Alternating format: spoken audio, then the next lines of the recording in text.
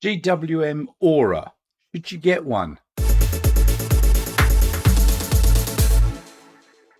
Now that GWM has dropped the price of the Ora EV by $4,000 and the cost of the base model has fallen to under 40,000 Australian, down to 39,990, is it worth considering getting one? What does Ora stand for? As you know, BYD is Build Your Dreams. Well, apparently Ora stands for Open Reliable Alternative. And I think the Ora is quite an alternative EV. So let's just take a look at the four models that are currently on offer in Australia according to their website. There's the standard range, the extended range, the Ultra, and the GT. Now, all have got a 5-star ANCAP rating, which is definitely a bonus. But, whilst the 5-star ANCAP rating is okay, I do feel there's quite a big difference between lower end 5 stars and upper end 5 stars. And the Ora, I feel, is probably more at the lower end.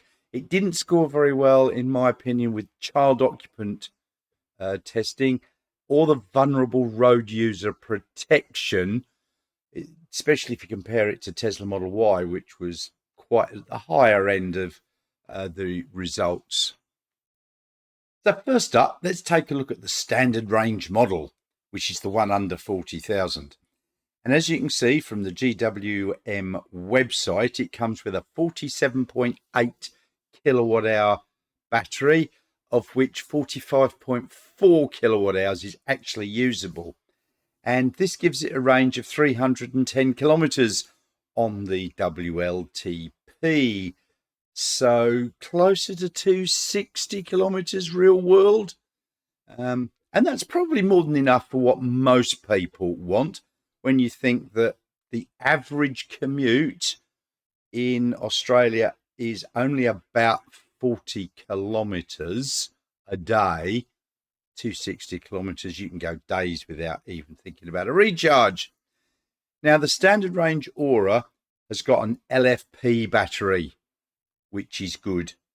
Acceleration, 8.3 seconds, 0 to 100. That's all right. But the one benefit it does have is 11 kilowatt AC charging, which is good and better than any of the other sub $40,000 EVs in Australia. But DC charging is only up to 64 kilowatts, which is a bit of a disappointment. Personally, I think nowadays that the minimum standard should be 100 kilowatts. What do you think? Today, 100 kilowatts as a minimum standard. It also appears not to have vehicle to load or vehicle to grid or vehicle to home or any of those power options. And the other thing against it is its front wheel drive. MG4, I think, is rear wheel drive. But its top speed's 160 kilometers an hour, which is 100 miles an hour. Not too bad. Now, it does have Apple CarPlay and Android Auto. Both of those are wired, so it's not wireless. It's got 18-inch alloy wheels, heated folding wing mirrors, not automatic until you get up to one of the higher specs. But it does have a 6-way electrically adjustable driver's seat and a 4-way electrical adjustable front passenger seat. It also has got a 10.25-inch touchscreen infotainment display and another 10.25 driver instrument display and a key wireless charging pad for your phone. From a safety perspective, it's got front auto emergency braking with car, pedestrian, cyclist and intersection detecting, blind spot assist, rear cross traffic alert, lane keeping and centering assist, adaptive cruise control, very nice, rear collision warning, apparently facial recognition driver attention monitoring, a 360-degree camera, something I wish Teslas would start putting in, rear parking sensors. And apparently the Ora can also do one pedal driving, which I like. So the price for all this in Australia is $39,990 plus on roads. And I'm sure at that price, it's going to get any incentives or rebates offered by the various states here. Now, the extended range comes in about $6,000 more at $45,990. And this gives you a larger NMC or ternary battery with 59.3 kilowatt hours usable from a 63 kilowatt hour battery. It's also reported to give a 420 kilometer range WLTP, so I'd say more like 350 real world. Depends upon your driving habits and conditions, obviously. Now, the long range model gets no additional features over the standard range, just the larger NMC battery and a longer range. Personally, I think the SR is going to be what's classed as a town car, and I just wonder about the positioning of the long range, which with the ternary battery shouldn't be charged to 100% regularly, say 90%. The SR or standard range has got an LFP battery, so can be charged to 100% more often. 100% range, 260, 90% range, 300. So for an extra $6,000, you're going to get an extra 40 or 50 kilometers on your day-to-day driving. I think it's the same for the Tesla Model Y. Rear-wheel drive to long range. You can only charge the long range to 90% most of the time, and you get about 80 kilometers, 90 kilometers more range for another 13,000. That's why I got the rear-wheel drive. So then from the extended range or long range, we go to the Ora Ultra, which will cost another $3,000 or $48,990 plus on roads, not including incentives and rebates. Now, for this, you do get some additional benefits over and above the extended range model.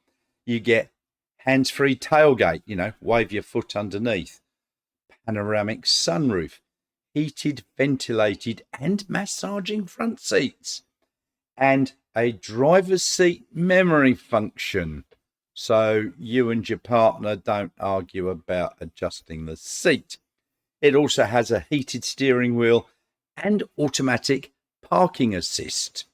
So getting into that model, I think, is probably better value than going from the standard range to the extended range. Going standard range to the Ultra, I think, is probably better value for money. It's got the same battery in it and so on. And finally, we've got the Ora GT, which is priced at $51,990 plus on roads. So for this extra $3,000 over and above the Ultra, you're not getting very much. You're getting a sporty looking exterior with GT design alloy wheels, a GT bumper and grille, red painted calipers for the brakes. You do get front cross traffic assist and launch control. Personally, I think for the extra $3,000, I'd go without those. Paint wise, the standard paint is white or Hamilton white at no extra cost. But the metallic paint is another $595 option.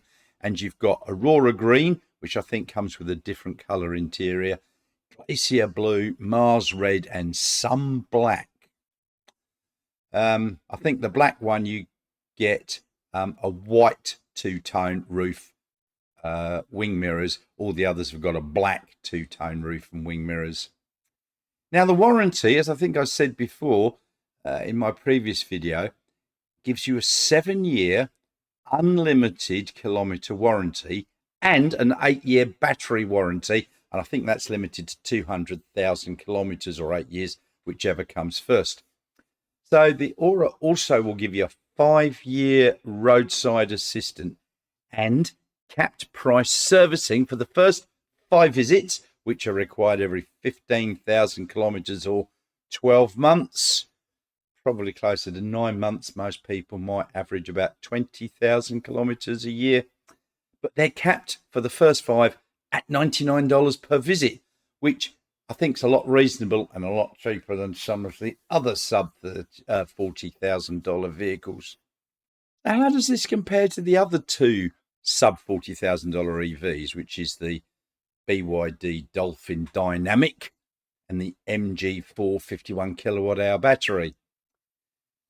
So for the standard range model compared to the Dynamic and the MG451, I think it's about on par. Range, probably not quite as good, but on the other side, it's got an 11 kilowatt AC charger, whereas the others are limited to 7 or 6.6 kilowatts. DC charging, slightly better at 64 compared to the Dolphin Dynamic at 60, but not as good as the MG4. Its boot space is quite limited. It's around 250 odd litres, which is a lot less than the other ones. So, as I've said before, the Ora to me looks like a Beetle and a Mini had a baby, and they called it Ora. So it's a bit of a retro look, I think. So the extended range, when compared to the Dolphin Premium and the MG4 64 kilowatt hour battery, once again, it falls slightly short on the range estimates. But despite these drawbacks, the servicing costs, I think, are definitely lower than the other 2. So swings and roundabouts, I suppose. Which one would you get? For me, it would be a toss-up between the Ora and the MG4. I'm hoping to take the Ora for a little test drive next week, still trying to organise that. So I'll let you know more then. I've sat in the MG4. Look, you're getting what you pay for. So, I mean, they're smaller cars. I would classify the base models as city cars. And these things will go great in Europe because unlike Australia, where we've got big open roads and big small towns and big roads in these small towns, in Europe, you've got very narrow streets and you can't drive a Land Cruiser up and down them, that's for sure. So the small cars are really big there. If you live in the city, like Perth, Sydney, Melbourne and so on, then you're just driving around in those places. Look, these cars make sense. They're cheaper to run, they're smaller, and much more easy to get around in. So which one do you think? Ora, MG4, Dolphin? Let me know in the comments below. Thanks very much for watching. If you could do me a big favour, pretty please, click that like and subscribe button below. That would really help me. And also in the video description below, I've included some links. Keep me caffeinated on Ko-fi, please. A link to my Instagram channel, my Tesla referral, and Australia has just increased all the benefits that you get from using somebody's referral, and so on. So thank you very much, and I'll see you all very soon.